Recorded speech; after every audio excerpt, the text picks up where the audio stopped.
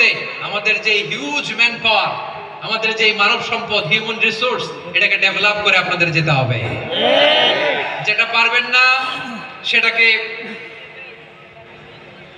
পরবর্তী নির্বাচিত গভর্নমেন্টের কাছে হস্তান্তর রেখে যেতে হবে, যে তারা যেন করে, তাদের কাছে আপনারা এটা রেখে যাবেন। তাহলে মানুষ চাইলে বিশ্ব জয় করতে পারে, আর মানুষকে হারাতে পারে কেউ? জোরে বলে যশোর, মানুষকে হারাতে পারে কেউ? আল্লাহ আমাদেরকে জনসংখ্যা দিয়েছেন প্রিয় ভাইরা। এই জনসংখ্যা অনেক বড় সম্পদ, এটা আমাদের জন্য অভিশাপ নয়, আশীর্বাদ।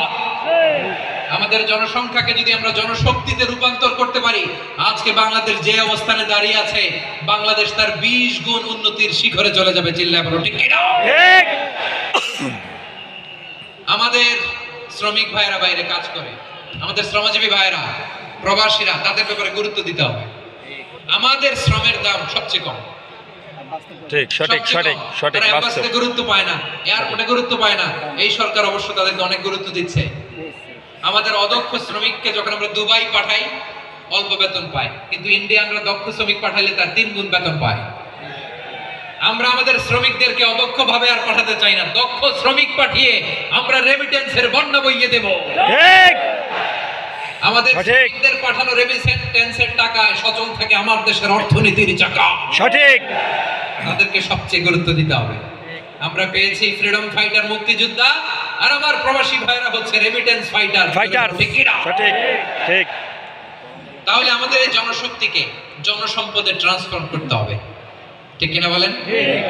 সরকার জনগণকে এভাবে পলিশ করতে হবে।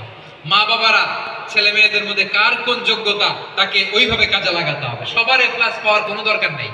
আমাদের দেশে একটা টেন্ডেন্সি আছে, পরীক্ষায় এ প্লাস না পাইলে তুই কি করলি, পাশের বাড়ির ছেলে এ প্লাস পাইছে, যা ওর পা ধোয়া পানি খা। সঠিক সঠিক সঠিক। কি খা? গলায় ধরি।